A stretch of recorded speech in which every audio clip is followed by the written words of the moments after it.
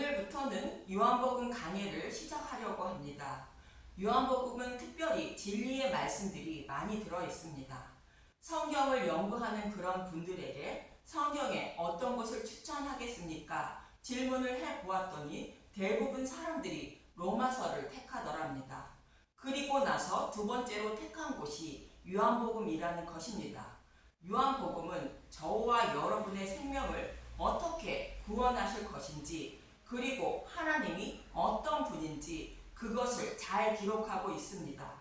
요한복음만 잘 들어도 여러분의 믿음 생활 하는데 큰 도움이 되시고 또 생명을 얻는 그런 일들이 일어날 것입니다. 구속사로 본 요한복음, 오늘은 1부입니다. 요한복음은 사도 요한이 반모 성으로 유배되기 전 에베소에서 기록한 것으로 추정하고 있습니다. 그리고 사도 요한이 요한복음을 기록한 저자임을 요한복음 21장 20절에서 24절에 이렇게 말하고 있습니다. 요한복음 21장 20절, 베드로가 돌이켜 예수께서 사랑하시는 그 제자가 따르는 것을 보니 그는 만찬석에서 예수의 품에 의지하여 주님을 파는 자가 누구오니까 묻던 자더라. 이에 베드로가 그를 보고 예수께 여짜오되 주님, 이 사람은 어떻게 되겠사옵니까? 예수께서 이르시되 내가 올 때까지 그를 머물게 하고자 할지라도 내게 무슨 상관이냐? 너는 나를 따르라 하시더라. 이 말씀이 형제들에게 나가서 그 제자는 죽지 아니하겠다 하였으나 예수의 말씀은 그가 죽지 않겠다 하신 것이 아니라 내가 올 때까지 그를 머물게 하고자 할지라도 내게 무슨 상관이냐 하신 것이더라. 이 일들을 증언하고 이 일들을 기록한 제자가 이 사람이라 우리는 그의 증언이 참된 줄 아노라. 이 말씀을 통하여 요한복음을 기록한 저자는 사도 요한임을 알 수 있습니다. 그리고 요한복음을 기록한 목적을 요한복음 20장 30절에서 31절에 정확히 기록하고 있습니다. 요한복음 20장 30절, 이 책을 기록한 목적, 예수께서 제자들 앞에서 이 책에 기록되지 아니한 다른 표적도 많이 행하셨으나 오직 이것을 기록함은 너희로 예수께서 하나님의 아들 그리스도이심을 믿게 하려 함이요 또 너희로 믿고 그 이름을 힘입어 생명을 얻게 하려 함이니라. 요한복음을 기록한 목적은 예수님이 하나님의 아들임을 증거하고 있다는 것이며 약속의 말씀대로 오신 예수님을 믿어 생명을 얻게 하기 위하여 요한복음을 기록했다는 것입니다. 그럼 본문에 들어가기 전에 요한복음 전체의 대략적인 흐름을 3시간에 걸쳐 살펴보도록 하겠습니다. 요한복음 1장은 창세기 첫째 날부터 셋째 날까지의 말씀을 기록하고 있습니다. 창세기 1장의 시작을 태초에라는 단어로 시작하는데 요한복음도 동일하게 태초에라는 단어를 시작합니다. 이 말씀은 창세기 첫째 날에 계획하셨던 말씀을 이루시기 위하여 빛이신 예수님이 육신의 몸을 입고 오셨다는 것을 강조하기 위한 것입니다. 그럼 창세기 1장 2절에서 3절에 무슨 말씀을 하고 있었는지 살펴보도록 하겠습니다. 창세기 1장 2절, 땅이 혼돈하고 공허하며 흑암이 깊음 위에 있고 하나님의 영은 수면 위에 운행하시니라. 하나님이 이르시되 빛이 있으라 하시니 빛이 있었고.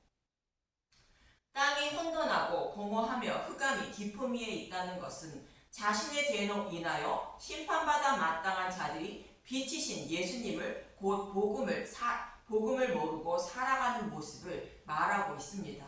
하나님의 영은 수면 위에 운행하신다는 것은 그들 중에 하나님 백성이 있어 암탉이 알을 품고 있듯이 성령님이 자신의 백성을 품에 안고 보호하고 계시는 모습을 말하며 빛이 있으라 하시니 빛이 있었다는 것은 보호하고 계신 자신의 백성을 구원하시기 위하여 빛이신 예수님을 보내주실 것을 말합니다. 이처럼 타락한 자신의 백성을 구원하시기 위하여 빛이신 예수님을 보내주실 것을 창세전에 계획하셨던 것입니다.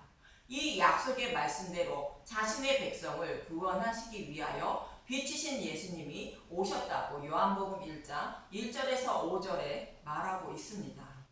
5절만 보도록 하겠습니다. 요한복음 1장 5절 빛이 어둠에 비치되 어둠이 깨닫지 못하더라. 창세기 첫째 날의 말씀대로 빛이신 예수님이 어둠에 빛을 비추시기 위하여 육신의 몸을 입고 오셨는데 아무도 그가 그리스도인지 알지 못했다는 것입니다. 이 말씀은 모든 인류가 영적 맹인들이라는 뜻입니다. 이 말씀에 이어서 세례 요한이 등장하며 예수님이 물로 세례를 받으시는 모습이 나옵니다. 이 말씀은 창세기 둘째 날로 궁창 위의 물과 궁창 아래의 물로 나누는 모습을 말하고 있습니다.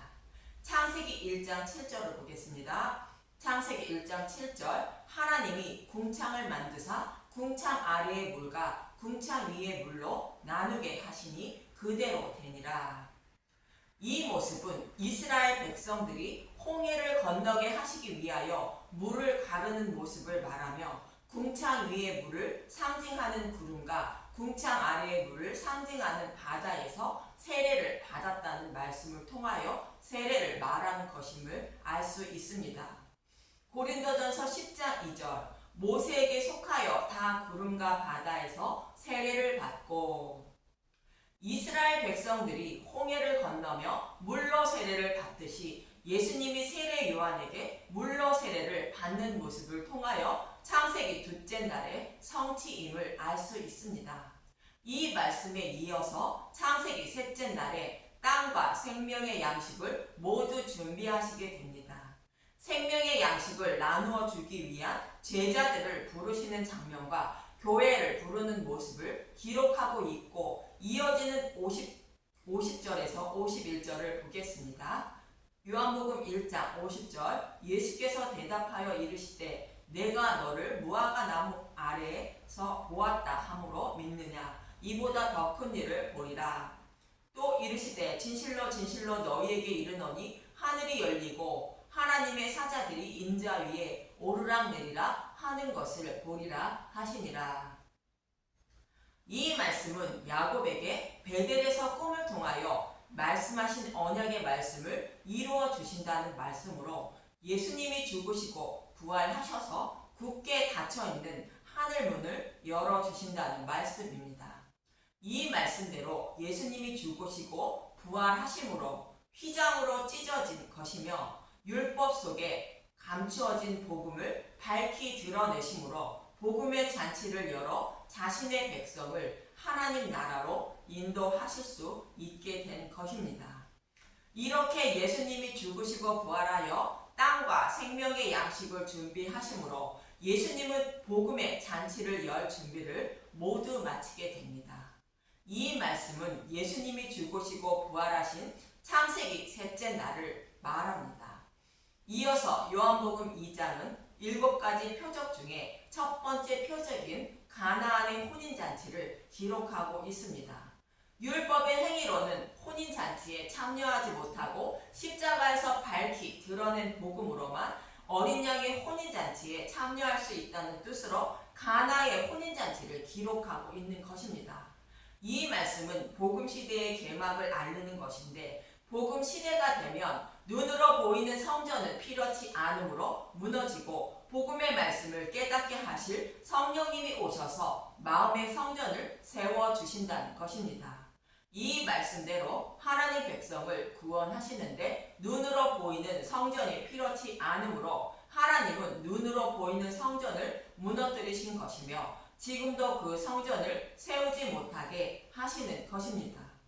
이 말씀에 이어서 율법을 지켜 옳았다 여김을 받으려는 자의 대표로 바리새인 니고데모와 목마름을 해결해 줄 예수님을 곧 복음을 간절히 바라는 이방인인 사마리아 여자를 비교하고 있습니다.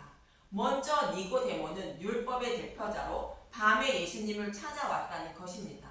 그리고 예수님은 니고데모의 율법의 행위가 아닌 복음으로만 거듭날 수 있다는 뜻으로 사람이 거듭나야 하나님 나라에 들어갈 수 있다고 말씀하시자 복음의 말씀을 받아들이지 못하는 의미로 3장 3절에서 5절에 이렇게 말씀하십니다. 요한복음 3장 3절 예수께서 대답하여 이르시되 진실로 진실로 내게 이르노니 사람이 거듭나지 아니하면 하나님 나라를 볼 수 없느니라. 니고데모가 이르되 사람이 늙으면 어떻게 날 수 있사옵나이까? 두 번째 모태에 들어갔다가 날 수 있사옵나이까? 예수께서 대답하시되 진실로 진실로 내게 이르노니 사람이 물과 성령으로 나지 아니하면 하나님 나라에 들어갈 수 없느니라. 니고데모가 거듭나는 것이 무엇인지 알지 못하자 물과 성령으로 거듭나야 한다는 것으로 복음의 말씀을 성령님이 오셔서 깨닫게 하셔야 거듭나서 하나님 나라에 들어갈 수 있다고 가르쳐 주십니다. 그리고 4장에 가면 사마리아 여자가 나오는데 니고데모가 예수님을 찾아왔다며 반대로 예수님이 사마리아 여자를 찾아가시는 것입니다. 이 모습은 눈으로 보이는 성전은 자신이 찾아가야 하지만 성령님이 저와 여러분에게 복음의 말씀을 깨닫게 하시기 위하여 찾아오셔서 마음의 성전을 세워주시는 모습을 말하고 있습니다. 또 니고데모는 밤에 예수님을 찾아왔다면 예수님이 낮 12시경 사마리아 여자를 찾아가시는 것입니다. 밤이라는 것은 빛이신 예수님을 모르는 자를 상징적으로 말씀하고 있는 것으로 니고데모는 복음을 모르는 자라는 뜻이며 낮 12시는 빛이신 예수님을 간절히 바라는 사람이라는 뜻으로 사마리아 여자는 자신의 목마름을 해결해 줄 예수님을 곧 복음은 생명수를 간절히 바라는 여자라는 의미인 것입니다. 이 사마리아 여자는 자신의 목마름을 해결하기 위하여 야곱의 우물을 매일 찾았지만 우물이 너무 깊고 물을 기를 그릇도 없어서 목마름을 해결받지 못했던 것입니다. 이 말씀은 율법 속에 감추인 복음의 말씀을 찾아 먹지 못했다는 의미로 이 복음을 밝히 드러내어 자신의 목마름을 해결해 줄 메시아를 간절히 바라고 있는 모습을 말합니다.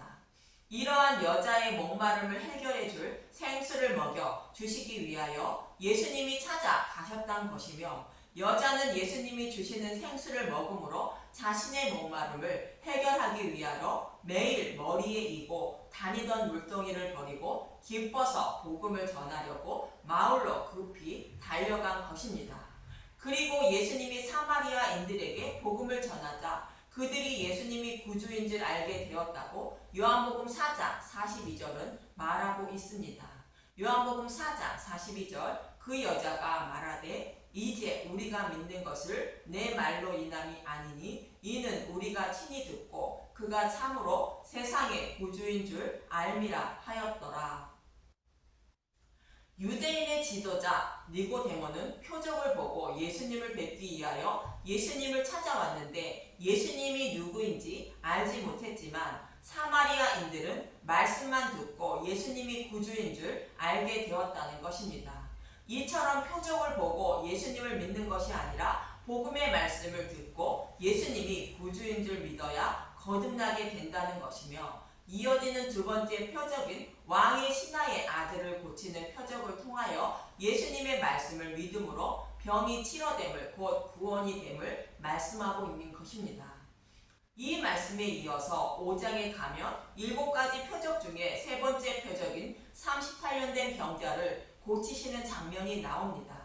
요한복음 5장 2절에서 5절을 보면 요한복음 5장 2절 예루살렘에 있는 양문 곁에 히브리 말로 베데스라 하는 못이 있는데 거기 행각 5이 있고 그 안에 많은 병자, 맹인, 다리 저는 사람, 혈기 마른 사람들이 누워 물의 움직임을 기다리니 이는 천사가 가끔 못에 내려와 물을 움직이게 하는데 움직인 후에 먼저 들어가는 자는 어떤 병에 걸렸던지 낫게 되밀어라. 거기 38회 된 병자가 있더라. 이 표적의 말씀은 광야 이스라엘 백성들이 어떻게 약속의 땅을 기업으로 받았는지 기억해 보라는 의미로 기록한 표적입니다. 율법의 행위로 가나안 땅에 들어간 것이 아니라 하나님의 이름을 더럽히지 않기 위하여 38년 된 병자와 같은 이스라엘 백성들을 하나님이 약속의 땅을 기업으로 주신 것을 기억하라는 뜻입니다. 이스라엘 백성들은 가나안 땅을 정탐하고 돌아온 자들의 말을 듣고 아낙 자손을 두려워하여 하나님을 원망하게 됩니다.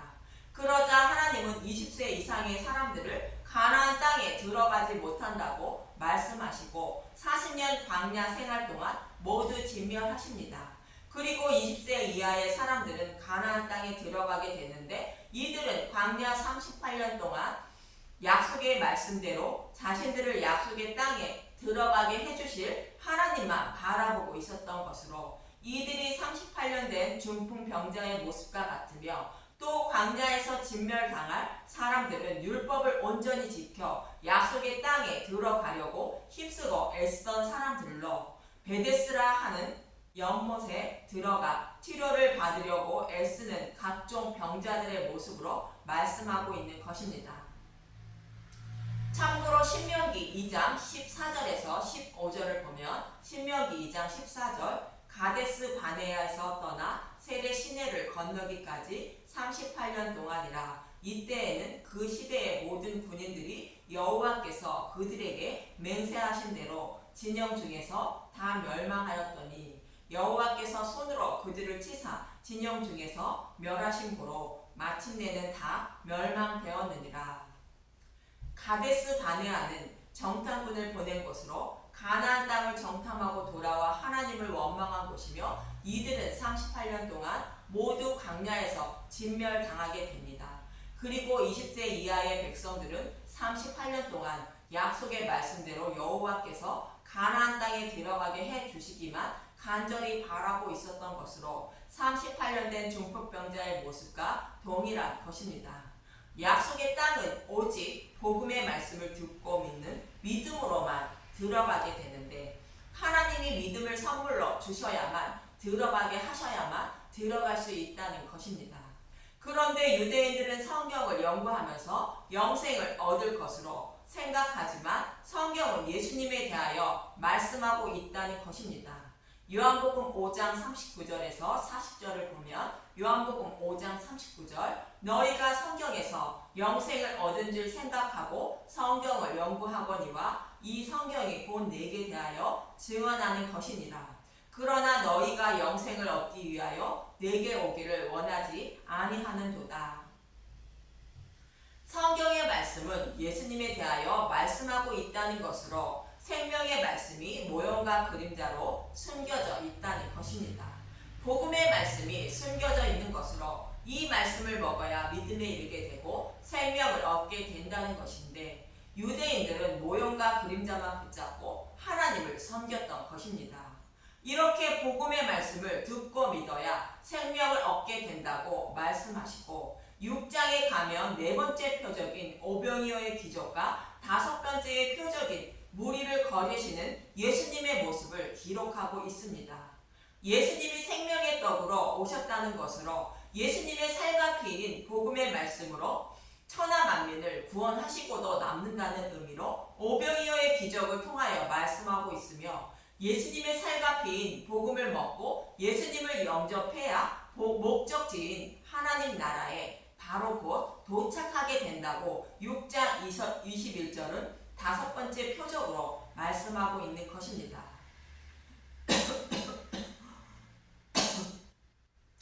요한복음 6장 21절 이에 기뻐서 배로 영접하니 배는 곧 그들이 가려던 땅에 이르렀더라. 예수님은 영접하기 전의 모습은 밤에 건너편으로 가려던 배가 풍랑을 만나 목적지에 가기도 전에 배가 전복되어 물에 빠져 죽게 된 모습을 그리고 있는데 이는 복음을 모르고 율법의 행위로 구원받으려는 자들의 모습을 비유하고 있는 것으로 이들은 아무리 힘써도 하나님 나라에 들어갈 수 없다고 말씀하고 있는 것입니다. 그러나 복음의 말씀을 듣고 믿어 예수님을 영접하면 하나님 나라에 곧 도착하게 된다는 뜻으로 예수님을 영접하니 배는 곧 그들이 가려던 땅에 도착했다고 말하는 것입니다. 그리고 오병이어의 표적으로 떡을 먹고 다시 찾아온 백성들에게 예수님 하십니다.